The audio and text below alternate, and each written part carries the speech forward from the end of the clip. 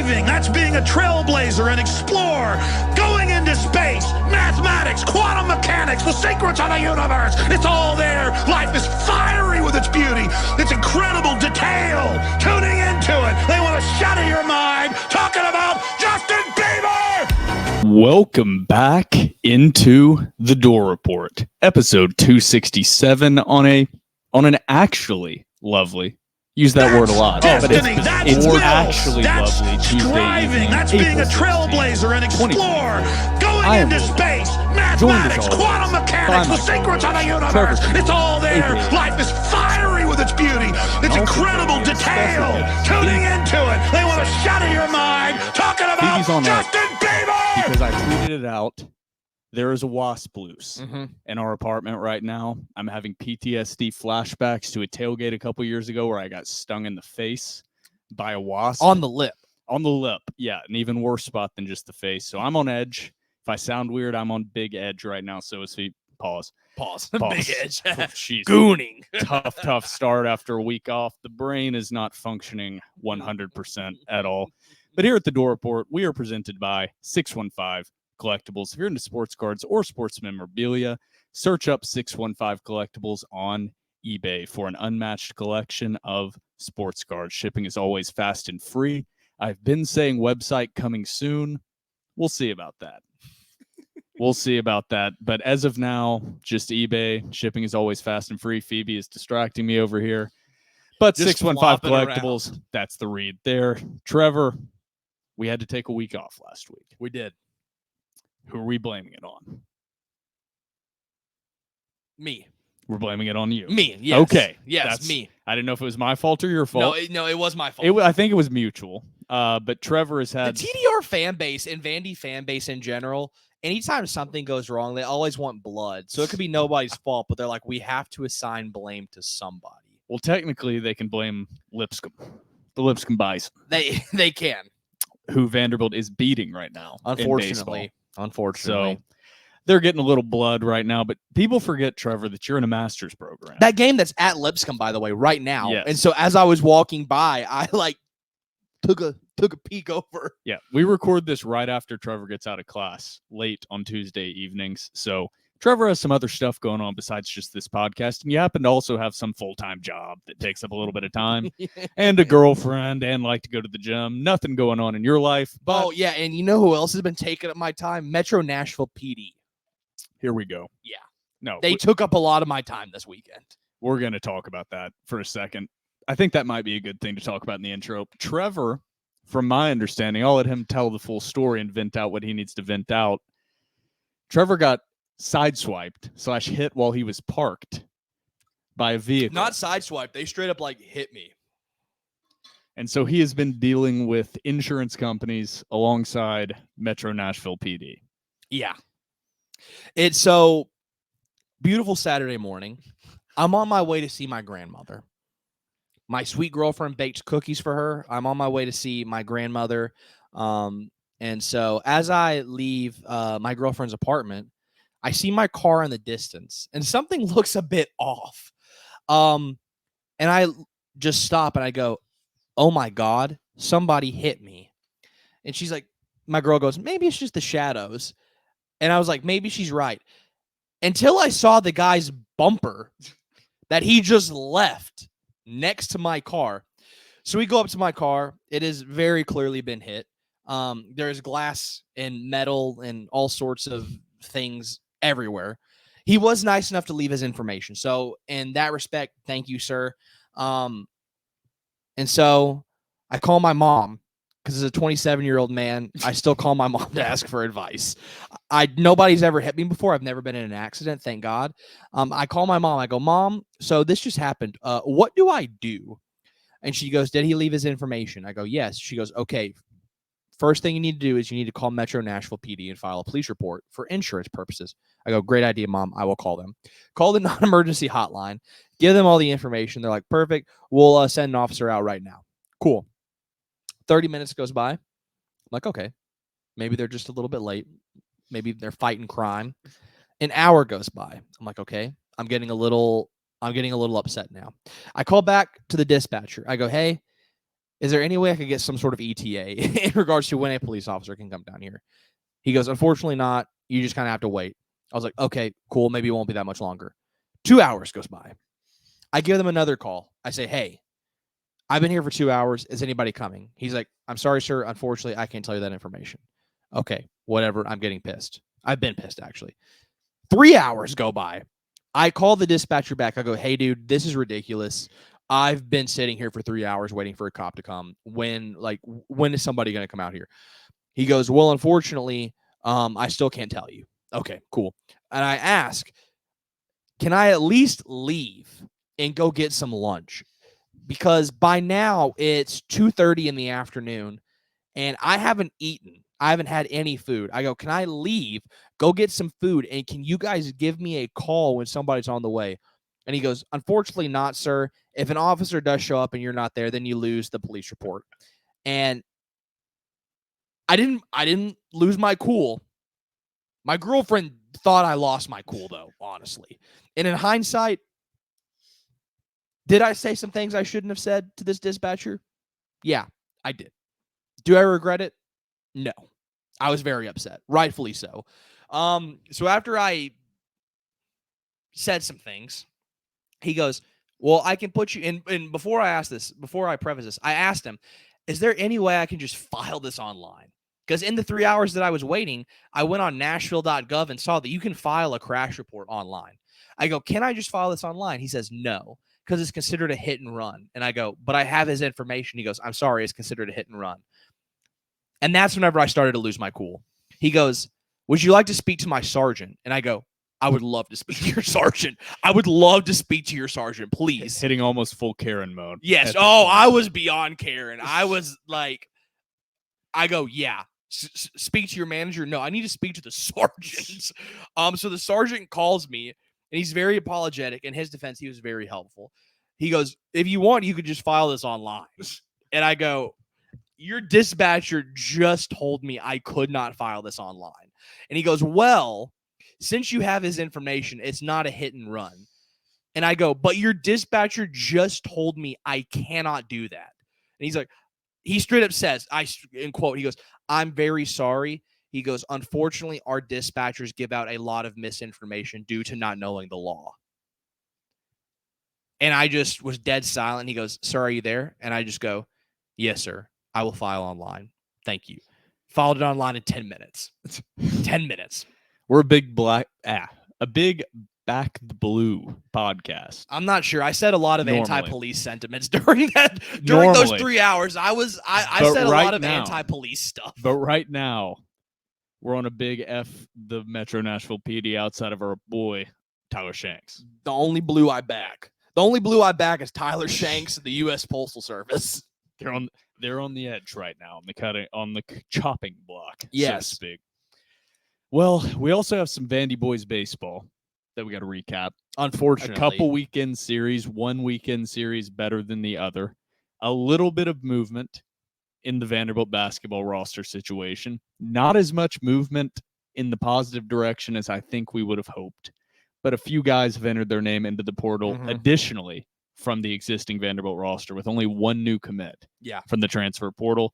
A little bit of football information, still really nothing to go off of on the football front. And then the beef of this episode, talking with TDR part 3. We don't have a ton of voice messages. We don't have a ton of written responses, but we're going to get to almost all of them. So not going to lie, I didn't want to say it, a little disappointed in TDR Nation with the amount of responses we got. I want to say I understand. It's not prime time for sports. It is the opposite of that right now. I get it. If I didn't have a podcast, I probably wouldn't be interacting with too many Vandy sports right now, but we did get a good amount of responses. We really are in like the great in-between, and I love Vandy boys baseball, but in terms of like the sports that most people care about, we are in the great in-between. Yeah, we're in the abyss right now, but before we get into all that and much more, don't forget to follow us on Twitter and Instagram at The Door Report. Like us on Facebook, subscribe to our YouTube channel. Our podcast is available on iTunes, Spotify, and Google Podcasts. And while you're at it, give our podcast 5 stars and a review on iTunes. It's now time for segment 1. Welcome to the fucking show. Welcome back into segment 1 of episode 267. Trevor, I think let's start out with baseball because that's the actual sport that's being played. The Vandy boys, currently before this Lipscomb game that is still ongoing, I think. I'm not sure if it's actually finished yet. Sitting at 8:39 p.m. right now. But the Vandy boys are currently 26-10. I don't know what you're looking at over there and giggling Blake about. Fromming is so stupid. But just absolute stray on Blake Fromming. Well, I'm trying to check the score, and I see a tweet that he tagged me in. But I repeat, the Vandy boys are 26-10 after the last 7 games since we last recorded. The LSU series, Vanderbilt won on the road, won 2-1, lost the first game 10-6, then won 8-6, and won 13-3. Then went on to beat MTSU in their midweek game in 7 innings, 14-1. And then the dark times come.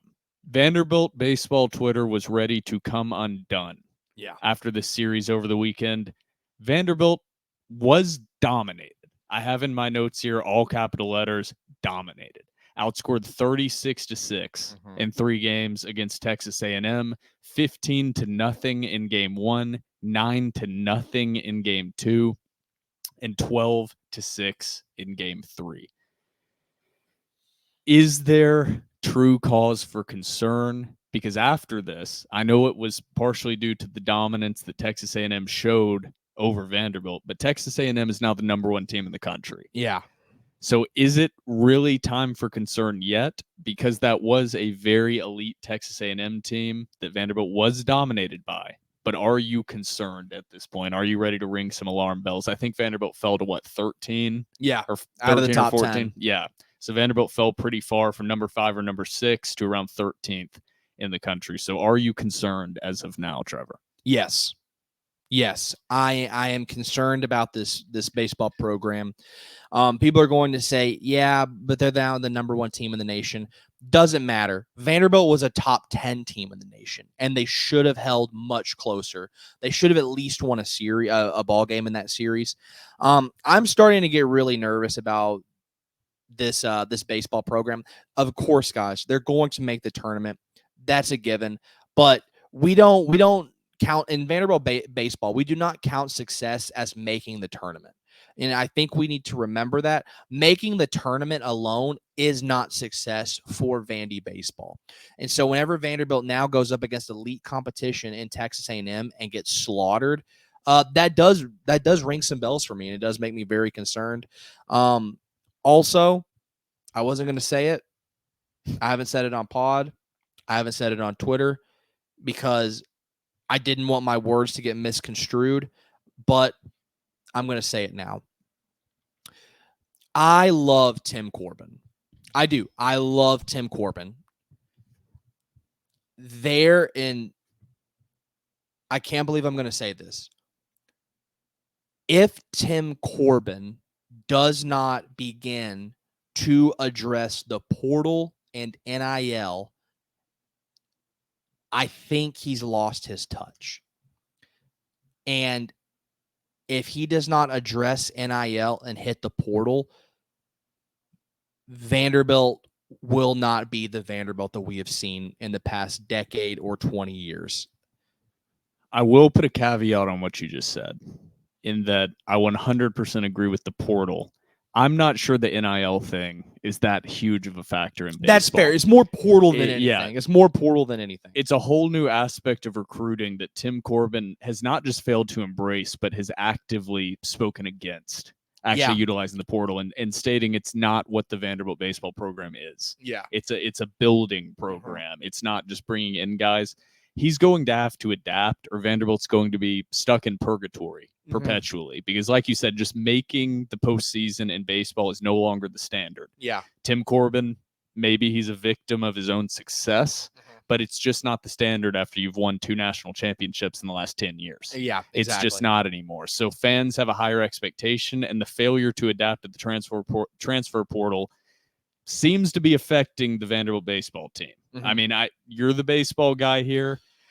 Tim Corbin, of course, has cemented himself as the legendary coach and the greatest coach in the history of Vanderbilt baseball, and probably the best baseball coach in the modern era of baseball, turning Vanderbilt from a program of kind of irrelevance, not kind of, straight up irrelevance, to truly like a national power, biggest brand in all of college baseball. Yeah. So there is that side, but with the transfer portal and just the complete lack of anything with it. Yeah. I mean, just actively rejecting it.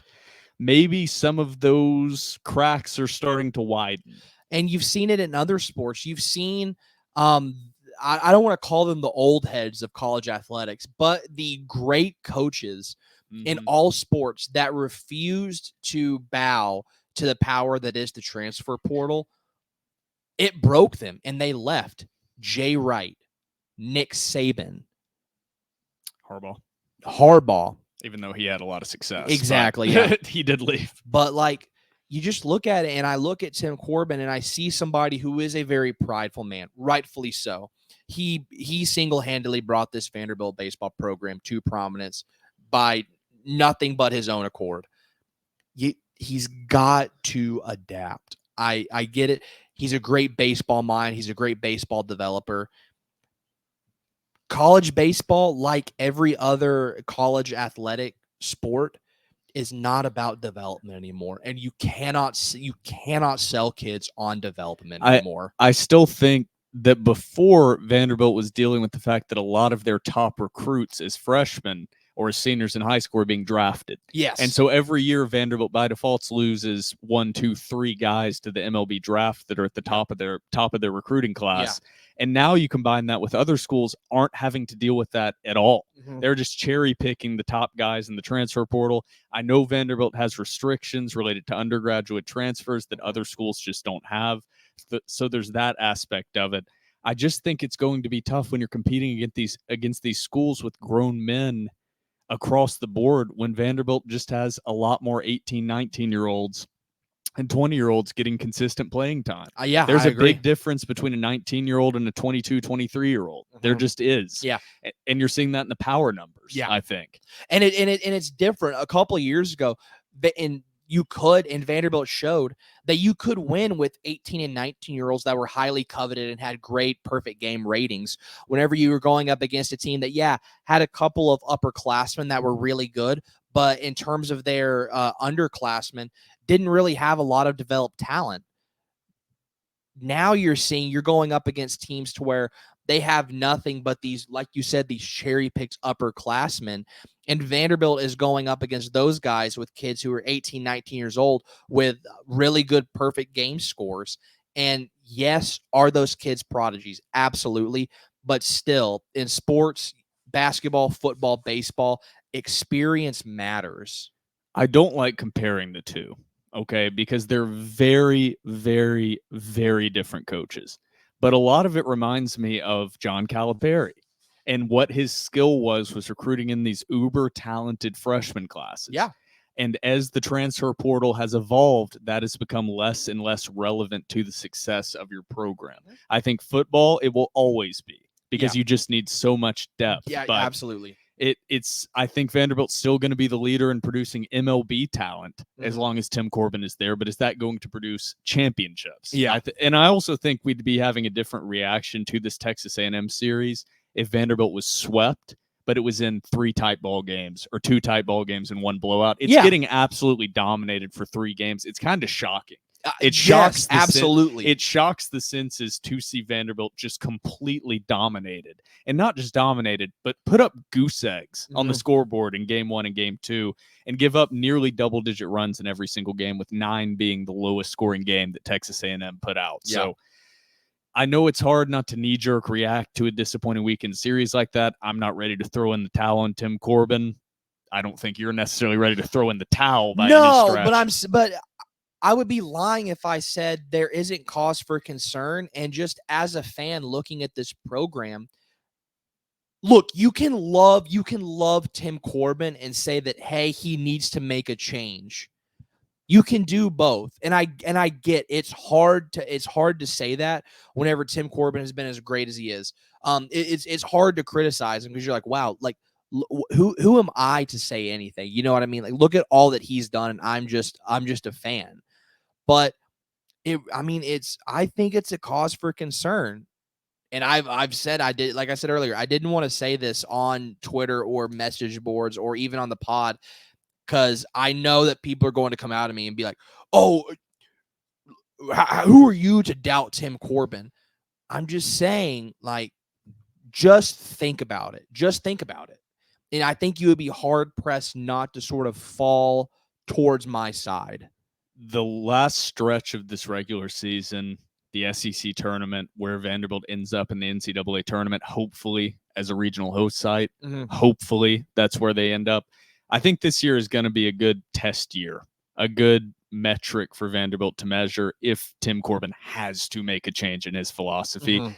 This is the last year that you can say, oh, it's still all new to everyone. It's going to become old hat going into 2025. Absolutely. So this is probably a good, I don't know what the right word is here, but a good test case. Like a barometer. Yeah, a good barometer. Yeah. For if what Tim Corbin is currently doing, being a developmental program, is actually sustainable in modern college baseball. I don't necessarily think it is, but this team is incredibly talented, and it just takes the bats getting hot at the right time in baseball. That's a great point, too.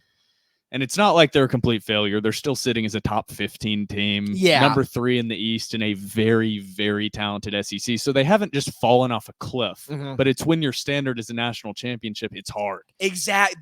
That's where I'm coming from. People are going to say, oh, they're still a top 15 team. They're still, all of this is in the driver's side. I don't even know what, my brain is broken. It is ahead of you. Like, you can see it coming down the road, but still, this team, their barometer of success is winning titles. I get it. Regionals are fun. Super regionals are fun. No, this team is about titles and making it to the World Series. And anything less than that, by Tim Corbin's standard and definition, is a failure. We'll have more detailed baseball breakdown. I didn't want to go into it this much because we have Talking with TDR coming up. But as this season progresses, inches closer to postseason play, we'll be doing more detailed baseball recaps and breakdowns. The rest of baseball season. What is Phoebe getting into down there? She's like going in and out of the water bottle case. A little distracting there, Phoebe. But speaking of changes and adapting to changes, let's talk a little basketball. A little hoops. What we've seen out of Mark Byington so far, which, to be completely honest, has not been very much. Hopefully things turn around. There's been one new transfer portal commit to Vanderbilt since we last recorded. Tyler Nickel from Virginia Tech was a sophomore last year, will be a junior coming into Vanderbilt. Played in all 33 games, I believe, for Virginia Tech last year. A 6'7", 220-pound kind of stretch forward, guard forward, but he's a shooter. And by God, Vanderbilt needs shooters. Averaged 8.8 points per game last season, 2.2 rebounds per game, and shot 43.8% from the field. But the big stat that sticks out and should stick out for all Vanderbilt fans, shot almost 40% from 3 last year at 6'7", 39.9% last season, 82% from the free throw line. Two aspects of basketball that Vanderbilt has been horrible at the last 5 seasons: shooting from the 3-point line and free throw shooting. Tyler Nickel brings in both of those. So I think a very good, not first, but first outside of JMU transfer portal guy. I agree. I almost think of that as guys following him, not really gets necessarily. Yeah. Some people were I want to say lukewarm about Tyler Nickel, and I was like, man, that's a good get. I think he's a great addition. And reportedly, we'll never know the full details, the NIL had to pay kind of a back to him, which tells you where the market is in NIL. Reportedly, these are unconfirmed, so do not take this and run with it and say the TDR guys said, but I read a couple places it was around $400,000 or so to bring in a guy that averaged 8.8 points per game last season, which is crazy, insane, to me. Ludicrous. A solid rotational guy, maybe a starter if he can put it together, maybe a starter depending on how this roster shakes out for that amount of money. Holy hell, it's an expensive world out there. Yeah. Don't you wish that you had the God-given abilities to play D1 basketball? I'd be getting paid. You know, I would actually be, with our age, I would actually be probably pretty pissed Oh, if I is did, true. because Yeah. I would see all this money flowing in and be like, "What the hell? I got nothing." Well, you I might got in trouble for getting a free burger. It's like, Festus Ezeli. but there are some negative. Well, I don't even want to say negatives, but there have been a couple more guys from the existing Vanderbilt roster enter the transfer portal. You can take that one of two ways. The two names are Isaiah West entered the portal today, and Malik Presley entered the portal today, both around similar times. Yeah. Which makes me think, for lack of a better term, that they were pushed out. That's the way I'm leaning. That's the hope.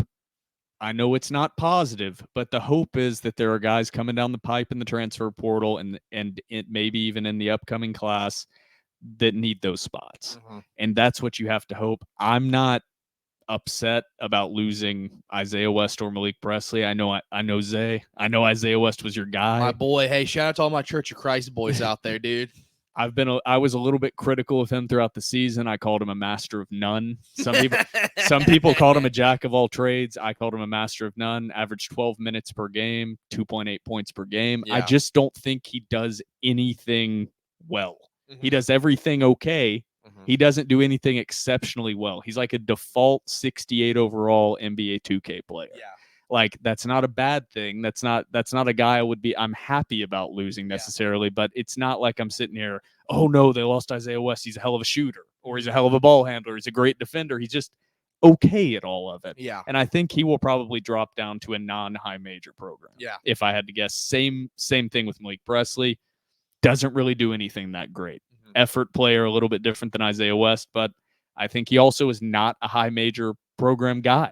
I think Vanderbilt's roster for the most part was full of guys that would not be on any other high major program outside of maybe Missouri in the SEC. So seeing these guys leave, it's not necessarily a bad thing. Yeah. Remember, this Vanderbilt basketball team fucking sucked. Yeah. So when you see the roster completely decimated of transfers, that's not immediately a bad thing. Yeah. You're trying to clear house and just start fresh. And they've retained Vin Allen Lubin. Yes. Which is pretty much it. That was like the only guy that I really wanted to retain is Vin Allen Lubin. If Ezra Mignon had an extra year of eligibility, I'd want Ezra Mignon as well. Did Carter Lang enter the portal since we last recorded? Yes. Did he? Okay. I can't remember how long ago was that? Yeah, Carter Lang, center, was a freshman last year. Also just a body, in my opinion. A big body. I mean, played well with the role he was thrust into. Just flesh. Due to Lee Dort's absence. But, yeah, he was just a big body. Yeah. And I believe Lee Dort's at Cal. Yeah. Hoping he gets a fresh start. Yeah. I'm not going to dig into that anymore, but good for him to get on the other side of the country. Yeah. I think. Malik Dia, former Vanderbilt Commodore, committed to Ole Miss. Have fun playing for Chris Beard, buddy. Get ready to learn hottie toddy, bud. I wouldn't have minded to see Malik Dia come back. I was not as much on the Malik Dia want him back so badly. He would have been a 6 man. He would have been solid. It would have been nice to have somebody complimentary to Vin Allen Lubin's skill set, where you go from a 6'8" guy that's truly in the post finisher down low to a guy that plays more on the perimeter at that same position. Would have been a good compliment to him, but not a game changer by any stretch of the imagination. And I think might have a little bit of an ego to him. Maybe. I don't know. I don't know the guy personally. Some are saying. I don't want to throw smut on the man's name. But moving on to football, last segment here before we get to talking with TDR and the submissions that we got. Thank you to everybody that sent in submissions, whether voice message or wrote them in. But football, a couple names, a couple guys that have entered the transfer portal. I don't even know. I don't even have written down what position he plays. Dante Reaper Kelly. Yeah, defense. Yeah, it's a defensive back. Yeah. But he entered the transfer portal, assuming that they're making room for guys coming in. He just signed. Yeah, I don't understand that at all. He just signed. But a couple offensive linemen as well are no longer going to be on Vanderbilt's roster. Jake Keshick, medically retired. My from boy. football. Shout out to Jake. Always my goat. Always my goat. Respect. Go Birds, Jake. Dog. And then also Leighton Nelson, offensive lineman, has entered the transfer portal. My feeling is that was a pushed out situation. That makes me think, dude, sort of like basketball. Is Chef Clark cooking? Is Chef Clark in the kitchen sharpening the knives? Maybe Barton. Ooh, our boy Barton. Maybe sous chef Barton in there. A guy in the secondary leaving makes me think. The Ricky D-Rock right back? Is our boy coming back? Is my boy coming back? If DeRicky Wright has 1 million fans, I am one of them. If DeRicky Wright has 1,000 fans, I am one of them. If DeRicky Wright has 5 fans, I am one of them. If DeRicky Wright has 1 fan, it is me. If DeRicky Wright has no fans, I'm dead. That's a clip. Banger, banger, banger. Producers, clip that. Send it to DeRicky Wright. Come back, DeRicky. I need you. Dude, add in a fully healthy DeRicky Wright. At the linebacker position, Dude. where he's built and where God designed him to play football. Oh, my God, dude. DeRicky Wright coming off the edge. This defense, obviously there's a lot of pieces to come into place, a lot of development that needs to happen. Clarkley taking over the defense fully, the talent they have coming back, the talent they have brought in. Thank you for sitting there, Phoebe, in front of everybody. If you're watching on YouTube, Phoebe has fully taken up my space. But this defense has a chance. This defense, it could be something special. We might have Woody Ball defense. If everyone can remain healthy, this defense could be dominant at a level we haven't seen since the peak of Derek Mason defenses. Yeah. And maybe even better. This defense could be really good. Always want to emphasize if they can remain healthy. Yeah. Because Vanderbilt right now, that first 11 looks really damn good. But outside of safety, the depth is still not there. Yeah. One injury could derail this defense on the defensive line or in that linebacking crew. So I think we're going to see a huge boost in overall quality in the secondary in general. And I say that at safety and defensive back. Maybe we have some calls about that. We have not listened. I will say that is not based on what I saw at practice. I did not see anything at practice. Barton Simmons, I will not forsake you, but we've been saying this well before we attended practice. We have, yeah. This is nothing from practice at all, but this defense has Barton, a chance. please let us back in. Please let us back. But I think that's enough of us just talking. It's time to get to some calls and the people that wrote in. So we're going to take a quick TDR cocktail break, and we will be right back.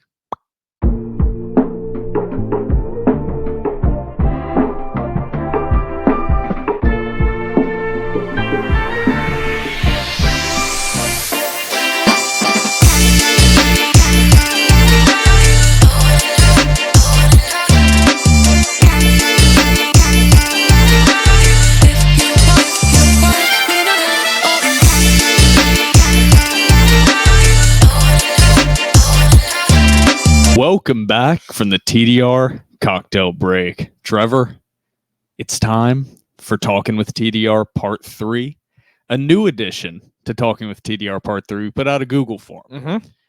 Got a few responses, maybe some filtered out, but we got some responses. Oh, did we filter some out? I haven't read any of them, but just based on the names and the response. We would like to remind everybody that every TDR, Talking with TDR, is live. So we have not listened to these, nor have we read these. We purposefully do not listen to them and do not read them until we are recording. So we'll see what we get, and let's hope we don't have to edit anything out. But we're going to start with the written responses here. We talked about it in between. So response number 1 to the Google Doc. So I put out topics in the Google Doc. It could be basketball / Mark Byington, Vandy boys, football, or other. Then I had a name category and then whatever question they wanted to ask. So this one is the other category, submitted from yourmother.com. It's Phoebe playing with an ornament. You're like a cat looking around. I thought she got a wasp. I thought she got the wasp. But the first response is from yourmother.com, Trevor. Nice. Good start. Nice. And all the question is, I really thought it was going to be way more out there with that name. It just says, what sports did y'all play in high school? I didn't play any sports in high school. Growing up, I played baseball, but I didn't play in high school. Yeah, so I played basketball and football. I only played football for a year and a half. I was not built for football. I played basketball 4 years, but I played football and basketball my freshman year. was a horrific experience. If you're not an elite level athlete playing like a bigger public school and you're playing 2 sports, it's hell. Because you get zero special treatment from either sport. You're not really good enough to get special treatment on either. Yeah. Football was a miserable experience in 6A Tennessee State High School football for a dude that was 6 foot $135. It was tough. A tweener. Yeah, the moment I made varsity high school basketball after spring practice, I quit. I quit football immediately. It was like basketball. I got to focus on one of these. So I played basketball. I'll put that one out there. So that's why I get so angry about people calling Jerry Stackhouse such an amazing X's and O's head coach, because I understand some X's and O's in football. I understand basics of like the difference in cover 2, cover 3, cover 4, different gaps. I understand that stuff with football, but I don't know the detailed like breakdown of the X's and O's the same way. Basketball, I do. That is the sport I played from the time I was 4 years old until my abilities ended and I was 18. I was not, as Trevor mentioned, I was not a D1 prospect of any kind. So yeah, basketball there. Yeah, I didn't play any high school sports, but growing up, I played a lot of travel ball. I know. Loser. A lot of travel ball baseball. I was a catcher. I can see that. I was a catcher. I can see that, dude. Oh, dude, I broke a kid's leg sliding into home one time. We got to get you out on the softball field. Oh, dude. Our adult men's softball league, our beer league. Dude. Don't tempt me with a good time. Next up from, this is a bit of a longer one. From Isaac L. Also, the other topic chosen here. Thank you. Oh, shout out to yourmother.com. Yeah, thank you, your mother. Dog. I don't know if I can't really tell. I don't know if he was trying to like get us in a gotcha moment or something, being like, these losers didn't even play high school sports. And I'm like, suck it. Yes. Yes, I did. Look at this. This is an athlete. Yeah, I didn't play any high school sports. I just watched them religiously. And now I was the leader of our pep club in high school, though. So I guess, does that count? That translates. I almost got ejected from a high school football game one time because I was giving the ref hell. And now he squats entire bloodlines over here. So shout out to yourmother.com. Now we have Isaac L. And what's on his mind is, afternoon, TDR. Just wanted to say that y'all have somehow fooled me into being a Vanderbilt Athletics fan. What? Hell yeah. What? How did this happen? Not exactly happy about it, but I am nevertheless finding myself attending a Vandy Boys beatdown at MTSU. I've never attended a college baseball game before in my life, and I've now attended 3 games this season. My entire life, I've known Vandy was the doormat of college sports, but I can't help but cheer for the teams that are local to me. I'm scared for my future sanity. But I hope to join you boys for a football pregame and to check out the hype Coach Byington has brought to the basketball program. This podcast's enthusiasm, realism, and grit, all capital letters, hell yeah, have converted me into a begrudgingly enthusiastic new Vandy fan. I'm going to cry. That's Isaac, welcome to the family, brother. Welcome to the family. We obviously don't do it for the money. We lose money day in, day out on this podcast. No idea what we're doing. I just had to put in my credit card info to StreamYard. Sponsoring it myself with a sports card company, the sports card eBay store sponsoring the podcast. This is why we do it. This is why we do it. We do it for guys like Isaac L. Also, Isaac, you are going to regret it. Yeah, it's the best, worst decision you've ever made in your life. Yeah. It's the most fun you'll never want to have again, but you'll keep having it year over year. And please join us in lot 2. Oh, Isaac, if you are of age, we must preface, if you are of age, free beers for Isaac. Free beers for Isaac if he's of age. If not, free Diet Cokes, free Frescas. Yes, water. As much as you can eat. Always too much food at our tailgate. Shout out to Miller. Shout out to Chef Miller. Chef Miller on the grill. But shout out to Isaac L. Oh, dog. Attended more baseball games than me this year. So shout out to him. Him being like, I just didn't care for college baseball, and I've attended 3 so far. Welcome to the fold, brother. Welcome to the fold. Dog. What a great Talking with TDR entry. Next up, we have a football response from Jonathan Masters. He says, what is the minimum expectation for Vanderbilt football and Clark Lee for this upcoming season? Is there a chance Lee is on the hot seat if there is a bad enough performance? Let's take that in 2 parts. Yes, I agree. Number 1, you can go first. What's the minimum expectation in your mind this season? 4 wins. 4 wins. Minimum is a tough term there. Let me go back. Minimum, I would say 3. What I would like personally, I would like to see 4. I think 3 would not have me super upset. That is like the bare minimum. Yeah. If they don't win 3 games, even though, and we'll get to the second part of this question, Clark Lee is not going to be on the hot seat. But if he does, I will be very disappointed if this team wins 2 games again. I agree. That said, 4, there's a whole new offensive system being put in place, new quarterbacks, new group of receivers, new running, new everything for the most part. So I think 3 is the minimum. 4 is like the slight step up from minimum. And I think if you hit 5 wins, then it's not a bowl game. We're not celebrating aggressively. Then it would be a smashing success. But 5 wins would be a success. As sad as it is, 5 wins would be a success. The part on the hot seat, we talked about this unrelated to this question. Clark Lee is not going to be on the hot seat this year, is not going to be on the hot seat after next season. I don't think he's going to be on the hot seat until 3 full seasons from where we are right now. There's a couple reasons behind that. Number 1, obviously, Vanderbilt football, a little slower to get on the hot seat than the other programs. It takes a while. Number 2, they have invested so heavily in the Clark Lee brand alongside Barton Simmons. Everything is kind of built around him being the hometown guy. So I think that buys him a little bit of grace. And then you add on the fact that they just paid a massive buyout to Jerry Stackhouse. And so I think if you have a guy that you trust like Clark Lee to not just send this program into the depths of hell, that he's got at least 3 seasons left. I would agree with that. I don't know if I'm thrilled about it, but he has at least 3 seasons left. I'm hoping this isn't even a discussion. Wins 4 or 5 games this year, makes it to a bowl game a couple years from now, and we don't have this discussion. But I don't know if you agree on that. If Clark Lee wins a bowl game this year, then he should be up for the National Coach of the Year award. I totally think he at the bare minimum he would win SEC Coach of the Year. Oh, if they went to a bowl game with a whole new offensive staff, and taking over the defense fully, So, thank you, Jonathan Masters. Hell of a question, but minimum 3 wins, preferably on that minimum. We'll say 4, and he won't be on the hot seat for 3 seasons. Yeah, I agree. So there might be some murmurs, some fan dislike and disdain, and the tide may turn on him a little bit, but I think that's different than the hot seat. Like the administrative hot seat. The amount they had to pay Jerry Stackhouse for that buyout, then hiring Mark Byington, that impacts the budget, buddy. So that one impacts the budget just a little bit. So I think Clark's safe for the foreseeable future. Yeah, I would agree with that. But shout out to Jonathan Masters, dog. And our final written response, we did not get many written responses. It's basketball is the category from Zane Starkey. Shout out to Zane.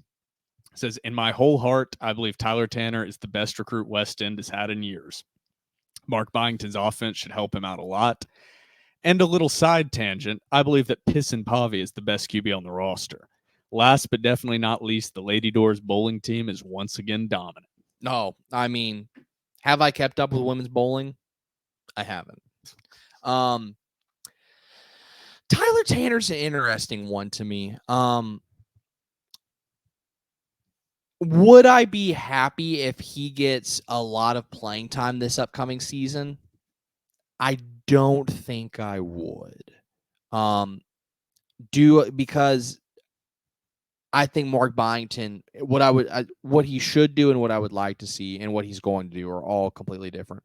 What he should do and what I would like to see is I would like to see him absolutely just ravage up the portal, get a lot of guys in, get 4 or 5 guys in that are going to play meaningful minutes, have Tyler Tanner come off the bench, maybe make some splash plays, get a little bit of experience. That's what I would like to see.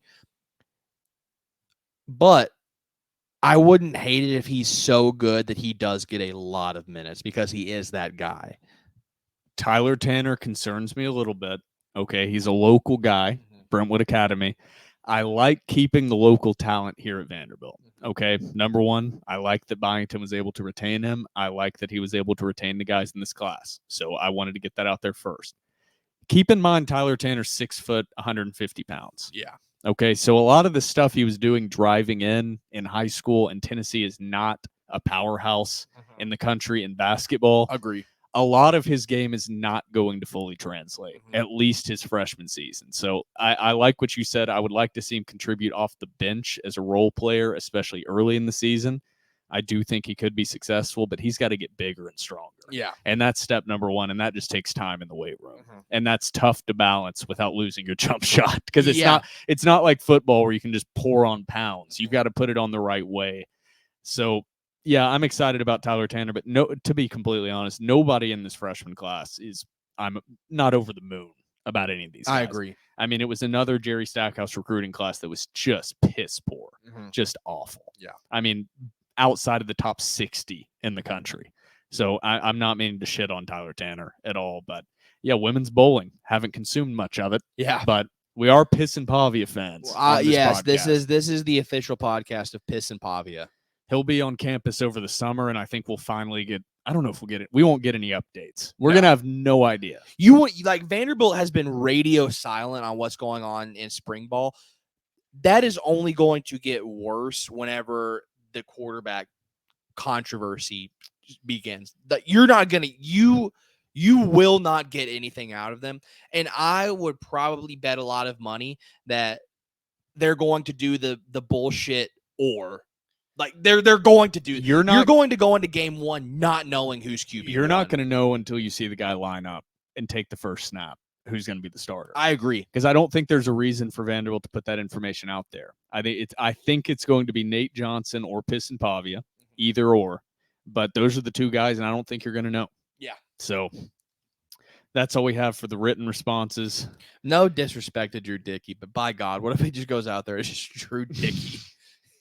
You see, we get into First Bank about an hour before kickoff, and you just see a number 7 taking reps with the first team. I might jump off the top of Section F if I see Drew Dickey taking starting quarterback reps. No offense to Drew Dickey. Please, God, please, you keep giving me your toughest battles. I'm not your strongest soldier. But I am not your strongest soldier. Please do not have Drew Dickey roll out as the starting quarterback. That's all I ask, God. Please. All right, now we got the voice responses. These are always interesting. Yeah. But, we didn't even give a shout out. What was the last name on that? Zane Starkey. Shout out to Zane. Dog. Next up, we got the voice messages from Tez the Creator at Cortez James on Twitter. I don't think he's ever called him before. He has not. No, he interacts with TDR a lot. So let's see what we got. Tez the Creator. I'm just here to say y'all got to start some meet and greets, or for baseball, hosting some stuff at a bar or whatever, because I don't have no Vanderbilt friends. I'm tired of my UT friends.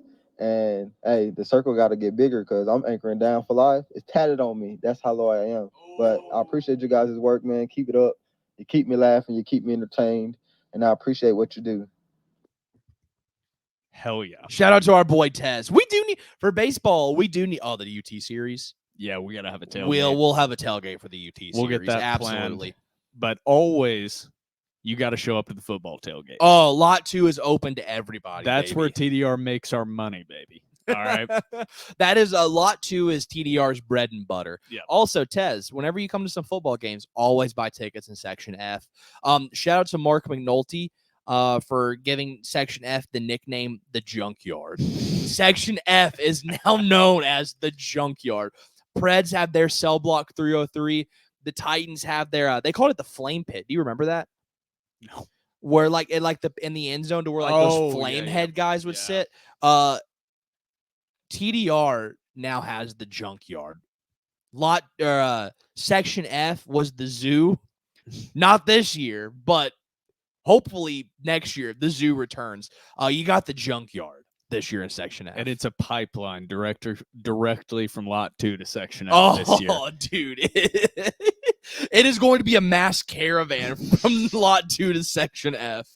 Get some nice cold boys in the system. Oh, dude. Get locked and loaded. Hey, for and Section F. beers are expensive at First Bank. There's going to be so many of us sitting in Section F that we might have to have a coordinated effort to sneak 12 packs or 24 packs of this and then just toss them to each other. People are just like, what is flying in the air in Section F? We're just tossing Millers to each other. You can't put this out on the airwaves, Trevor. These have to be more under the radar plans. Vandy security, I'm not scared of you. It was a joke. We're not serious. We're maybe talk to our legal counsel, Blake Fromming. But shout out to Cortez James, dog. Next up, not a first-time caller, and it's only 8 seconds. I've not listened to it. What the hell is this going to be? But it's Ol Axel. Ol Axel. Section F dog. Can you please honor OJ as a tribute to start the next episode? We should have listened to these. We should have listened to these before the pod started. We should have checked them. 2,000 yards? No, stop. No. In a 14-game season? No. Are you serious? That's crazy. Okay. I don't know if you saw, I don't know if it was we should have checked the messages. I don't know if it was Hutton or Withrow put out a tweet that was like, there's some people that have nuanced legacies or something like that, but it's plain and simple. OJ is a man that murdered 2 people in cold blood. I wanted to quote tweet it so bad and say, but 2,000 yards in 14 games. I mean, whoo, my God. I mean, he did make the Bronco famous. Like call it what it is. Like whenever you see a Bronco, you think OJ. Also, on the topic of OJ, let's talk about the official Heisman Twitter account tweeting out that OJ Simpson had passed away. Oh my gosh. And Reggie Bush can't get his Heisman back. Yeah, we're tweeting out that RIP to OJ Simpson. Yeah, what are we doing? Let's give Reggie his trophy. What are we guys. doing, guys? Take OJ's Heisman away, by God. Presumptuously. Posthumously? Yes, posthumously. I don't know what you just said before that. I think I made up a word. But shout out to Axel. It's not what I expected. But shout out to Axel the dog at Brooms Axels. If you want to give him a follow. His original Elon. Twitter got banned by Elon. Yeah, screw Elon for banning Axel's original Twitter. He was impersonating Shams. So I mean, he did break the rules. But rules are meant to be broken. Brother. Sup, brother? All right, and here we have 2 from George Barclay. We love George. I love George. Like 5th-time caller here in Talking with TDR. George is a tier 1 TDR listener. This is day 1A1, George. Here we go. Hey, Will and Trevor. George Barclay here. Jerry Stackhouse drove me so mad this season that I had to put my misery into song. I know that him getting fired is old news now, but fuck it. I'm going to do it anyway. This is to the tune of Goodnight, Sweetheart by the Spaniels. Goodbye, Coach Stack. Well, it's time to go. Goodbye, Coach Stack. Well, it's time to go. Your team's kept losing, so we really must say it's year 5, year 5, year 5. Well, it was year 5 of your program. And Jerry, you just could not get it right. Your players tuned out plenty. Memorial was so empty. Don't you know TDR told you so? Goodbye, Coach Stack. Well, it's time to go. Goodbye, Coach Stack. Well, it's time to go. Your team's kept losing, so we really must say it's year 5, year 5, year 5. Well, now you're turning. How did he write this? Hopes were over, and you were caught out on road trips playing golf. Your roster was so shaky, your recruiting was so shady. Don't you know the portal hurt you so? Goodbye, Coach Stack. Well, it's time to go. Goodbye, Coach Stack. Well, it's time to go. Your team's kept losing, so we really must say it's year 5, year 5, year 5. Peace out, guys. Nothing but respect for my president, George Barclay. Wow. That was a legit song. That may have been the best Talking with TDR voice message we've ever That gotten. was legit a Also, song. George, nice pipes, brother. He's got something about them Bostonian accents. Brother, nice pipes. Great pipes on you, George. No homo. Nice pipes, Nice brother. pipes, brother. He also sent in a second message. So we got another. We from George. gotta listen. Here comes number 2 from old George Barclay. Hey, Will and Trevor. George Barclay again. With the recent fallout of Kentucky's new head coach, I just couldn't help but comment on just what a horrible hire Mark Pope was. Those fucking idiots. Are you kidding me? They pick a guy who is 0-2 all-time in the NCAA tournament, and they can't find anybody else better? It's ridiculous. Mark Pope has not been relevant since he won a title at Kentucky in 1996 with Rick Two-Pump Chump Pitino as the head coach of that team. That fucking slime ball. You gotta be shitting me. That is so ridiculous, but I just can't help but laugh because Kentucky fans are 1A, just behind Tennessee fans in terms of how obnoxious they are. All this talk over the years about how Calipari was going to give them a dynasty. And then he just wins one easy road to a championship with Anthony Davis, who lost to Vandy, by the way, in the 2012 SEC tournament title game. And they get Mark Pope?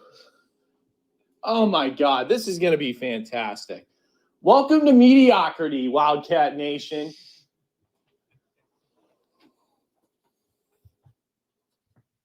George, that was incredible. Is it? I think it's fair to say, and I don't think it's a stretch, nor do I think it's bias. Vanderbilt made a better hire than Kentucky. We'll see. Vanderbilt hired a guy that has won an NCAA tournament game. It's true.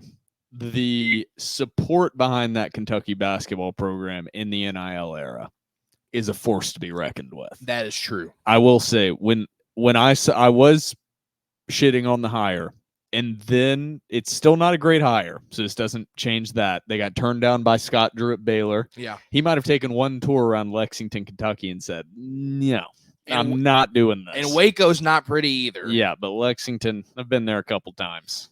It's not great. It's not a cool city. It is the second biggest city in the SEC. That's crazy too. It is. But yeah, not a great hire from Kentucky. Not at the stand, but that video of his press conference introduction and the crowd they had on hand. That was something to be jealous of. My God. Yeah, I'm a little jealous of that. Yeah, that was something to be jealous of. But shout out to George. That was incredible. But those people are idiots. They'll cheer for anything. Yeah, they'll cheer for mediocrity. You're right, George. So, George, dog. Next up, we got our boy, Blake Froman. Our attorney. He was asking you that you have to listen. Yes, to he it. was telling me I Right. had to listen. I was like, Blake, I can't listen to it. We have to listen to it live. That's if we would have listened to the George Barclay beforehand. Oh my God. That would have ruined it. But it was amazing. Because we just heard it for the first time. It's not. I didn't think I was going to hear beautiful melodic singing. In any of these. Ooh, I'm in a whole different state of mind now. They should have George do the national anthem at a football game. Yeah, good luck living up to that, Blake.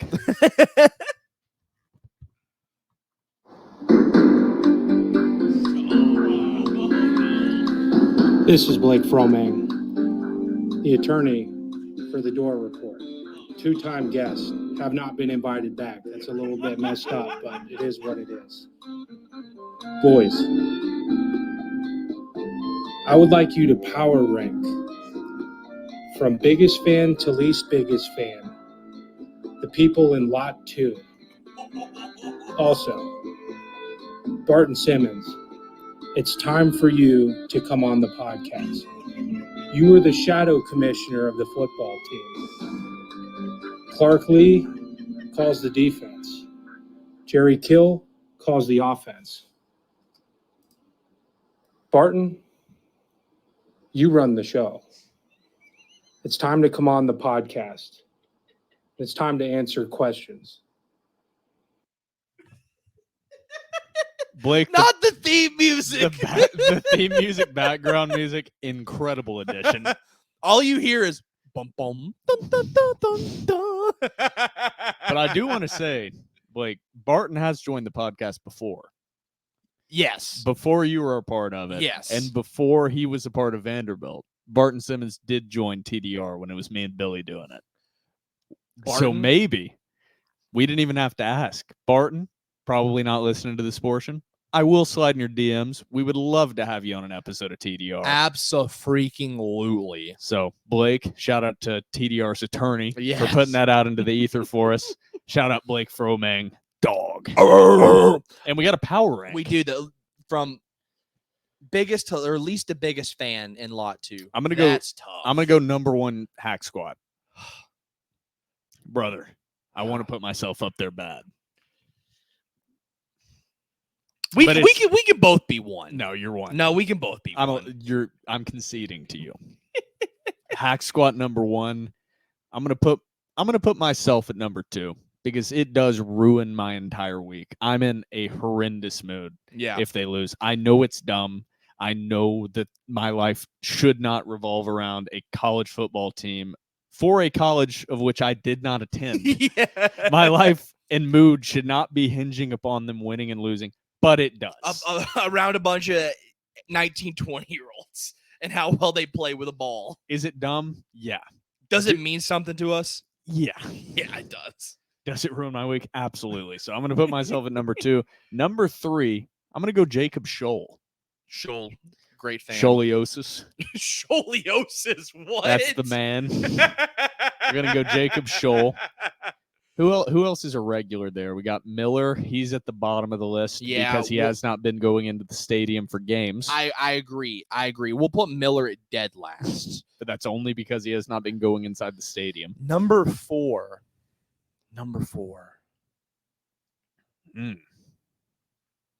Miss Kitty, Miller's mom. Yeah, we got to put her at 4. Yeah, we'll put Miss Kitty at number 4.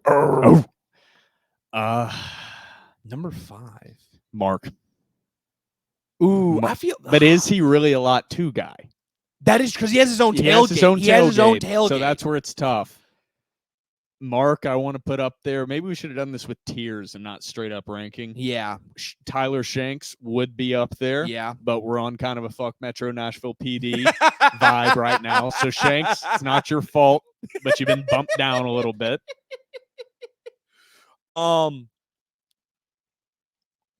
Lordy. Old Steve Byrum shows up pretty consistently. Yeah, Mr. Steve. We're putting him up at Mr. the top. Steve. My father. Miss Amy. Yeah, it's a top tier. Miss Top tier. Amy? I don't think she would put herself in the top tier fandom. We got a lot of people that filter in and out. Yes. We don't have too many regulars. We're gonna leave somebody out if I keep trying to do this. I'm trying to Braden. but yeah. Braden's not consistently in lot 2 though. No. Not tailgating. Axel when he comes. Axel when Axel's he up comes there. is up there. Even though he's not a regular, we got to put Gavin Show. I was about to say there. Gavin Ben Schoenwald, Bresnahan. Oh, Tommy Eccles, Jack Bart. Oh, What are Tommy we doing? Eccles. Oh my God. What are we doing? Oh yes, dude. We gotta bump them up. Vandy Panda, but then again, he has his own tailgate with Mark. The tailgates intermesh, so it's kind of hard to fully power rank. We'll do some research. I will do this throughout the tailgate. Where do we season. put Candace Story Lee and Vandy? She's towards the bottom. I think she is towards the bottom. If you would have asked me 8 months ago, maybe a little different. Yeah, we're not fully on the 80 Candace Story. Where do we put right the now. Vandy Provost? Because she showed up to 1 and she looked like she got thrown in the middle of Vietnam. Yeah, she got thrown into the Dude, she looked bewildered. I have a feeling that our advertisement of the Lot 2 tailgate got the attention of some administrators, different things. They were like, oh, this is going to be super wholesome. And they showed up. Straight debauchery. And my entire fraternity of undergrads from college, who I didn't even know most of them, had drove down and had gotten a keg and were doing keg stands with the Hawaii fans. Yes. That had showed up as well. A lot of cigs were being smoked. We shocked the administration with the environment we had created. The Vandy provost, Candace Story Lee, introduces us and goes, "This is so-and-so, the Vanderbilt provost." And she is looking around with a face of existential dread and disgust at what she is witnessing. Some poor guy from your fraternity just straight passed out. Sounds right. And we were like, people were like, "Is he okay?" And you're like, "Dude, don't worry about it. Like, he'll be fine." And he's just, Joseph West. no, No, we forgot to.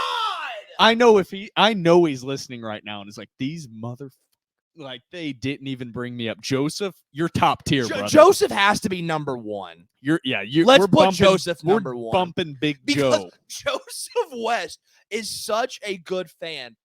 Dude, and we've said this story. Dude got hammered. And is the iconic photo of him hunched over. And he goes, "I can't leave. I have to go to the game." Goes over to Miller's pickup truck and basically throws up on Miller. Sticks his fingers in his mouth and throws up on Miller's pickup truck and goes, "I'm back, boys." That's a dog. Yeah, Joseph, we got to put Joe at number one. Deepest apologies, Joseph. I am so sorry that we left you off that initial gosh. list. Blake, this is why this is a tough question. This is because we're stupid. It would be better with tiers. Like if we're doing S tier, you, me, Joseph. We brought a white and Shoal. Shoal are S tier. We brought a whiteboard last time to some tailgates. I think we should have that up and we just move around ranking system. Ranking system of the fans, of the lot 2 attendees, of the dogs. And then down in the F tier would be just probably Miller by himself.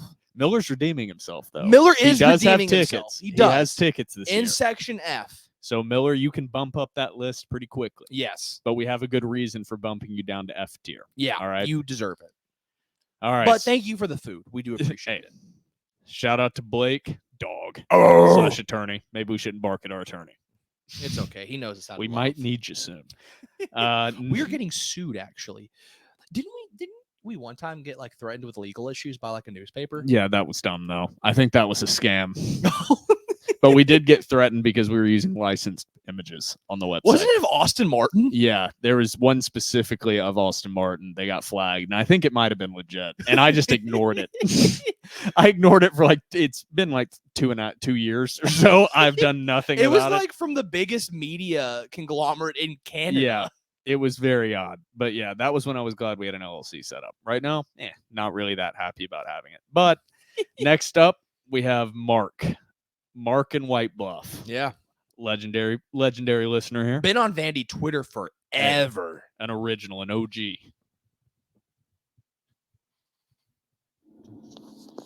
Hey, this is Mark in White Bluff. Hope you guys are doing well. A couple quick questions. One is, if you are prognosticating on where you see the Vandy boys ending up at the end of the season, are they hosting? What are we doing? Where are we ranked? What would you say right now after getting shellacked and spanked by A&M?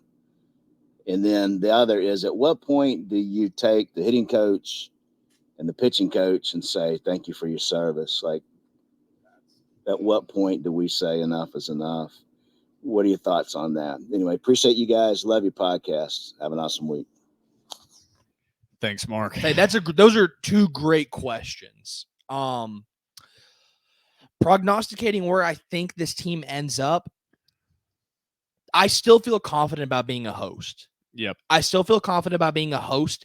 After that, I'm going to be honest, I don't know. But at this current moment, I feel confident about being a host. And in terms of Baxter, the hitting coach, and Scott Brown, the pitching coach, Baxter should have been let go of last year.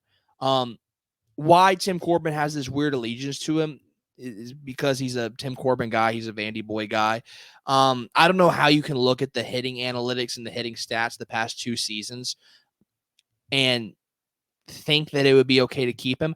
Scott Brown is a little bit more nuanced because It's safe to say Scott Brown really is one of the best pitching coaches. And as my Mac is about to die, I'll finish this real quick and then I'll plug it in. Scott Brown is one of the best pitching coaches in America. I think that's safe to say. He has an amazing track record.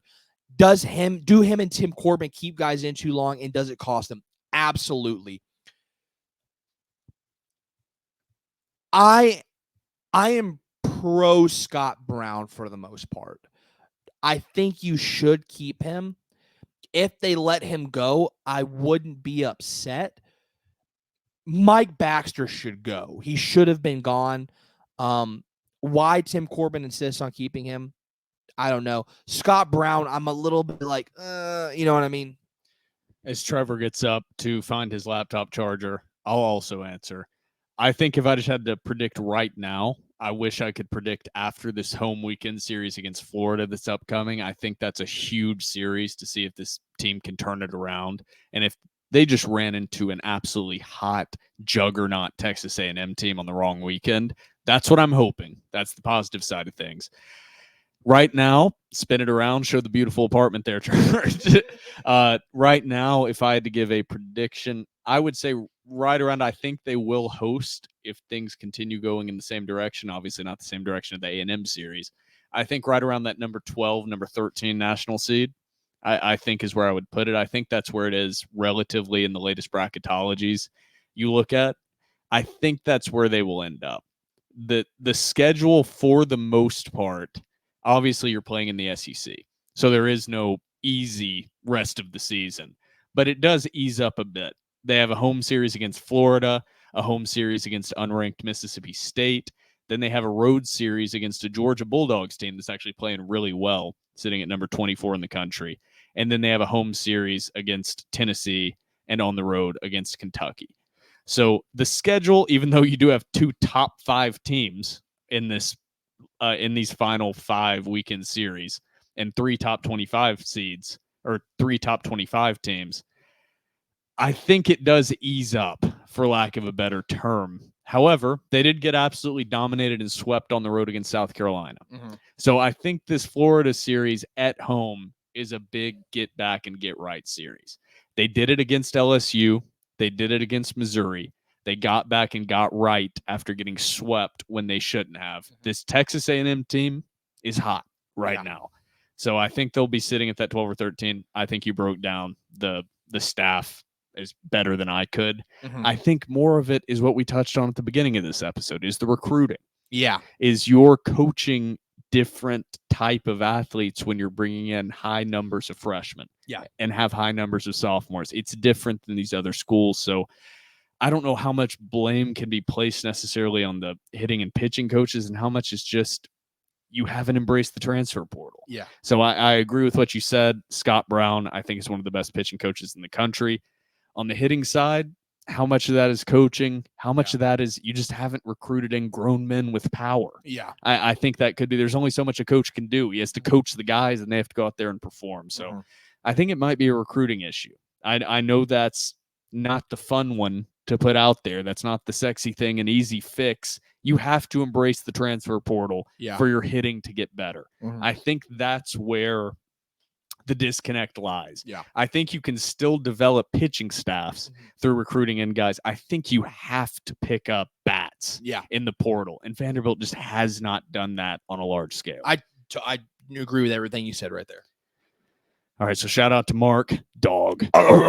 We have one more voice call here, and then we'll close out episode 267 and get it edited. We're already over an hour and 10 minutes, so we're almost to an hour and 20. Oh, shit. Next up and last up, we have a real OG Day 1 A1 listener, Justin Kemp, baby. Dude, Kempin ain't easy, baby. Kempin ain't easy, baby. What's up, boys? It's the champ here. Kempin ain't easy. TDR bracket champ. Lucky as hell, really. I didn't watch hardly much basketball this year. Jay Stackhouse pissed me off so much. It was just like torture, you know. But hey, you know, just watch less basketball and pick favorites, and you know, you might win sometime. But but glad we got a coach now that's not a total jackass, and planning on getting back to some games and you know, restoring Memorial Magic back to the true Vandy fans, you know. And so wish Byington the best of luck. And yeah, the only other thing I got, man, is just wanted y'all to touch on baseball, man. What the hell's going on with these sweeps? I mean, not, losing's one thing, but just getting your ass kicked and run ruled and all that stuff. I mean, I'm not mashing the panic button or anything super crazy, but, Corbin kind of hits these lulls in the middle of the season sometimes and then kind of comes back up. But, I mean, is it a rotation thing? Is it what everybody's saying, we just don't have power? I mean, like, I don't know. I just getting y'all's take on that. And, yeah, just other than that, man, looking real forward to Virginia Tech and kicking it. And hopefully Will takes it a little easier this time, and he can remember it and everything. So, yeah, man, TDR community for life, man. We're one big happy family. So that's all I got, boys. Peace. Hey, I mostly remember it. I love all right? that guy. I put it all together, Justin. All right. Let me have a few bevies.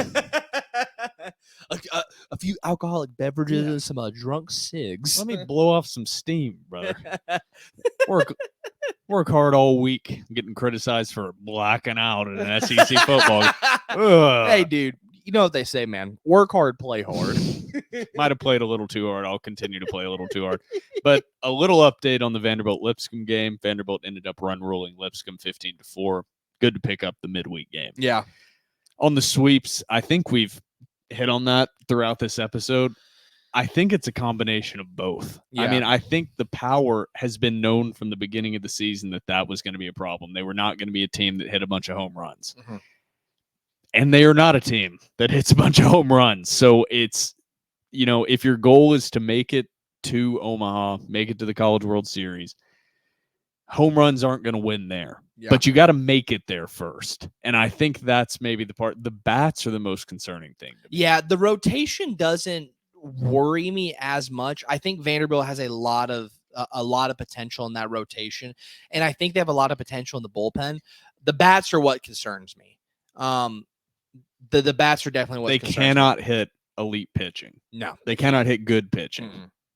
And that's whenever you're a team that's predicated. I mean, whether you're predicated on small ball or whether you're predicated on home runs, either or, good pitching and elite pitching does not discriminate. They're going to buzzsaw you either way. So Vanderbilt has to change their approach at the plate. Is that too late for that? I'm afraid so. It might be. Yeah. But yeah, we've hit on it. We have no idea.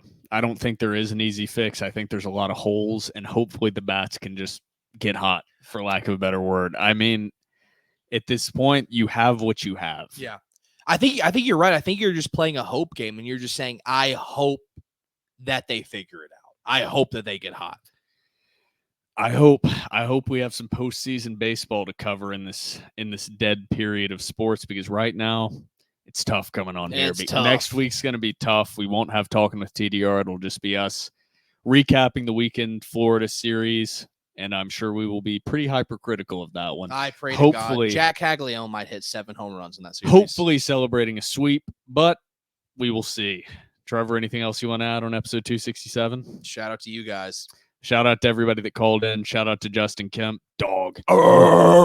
But for myself, Will Byrum, and my co-host Trevor Hulan, and our producer Phoebe, this has been episode 267 of The Door Report, powered by 615 Collectibles.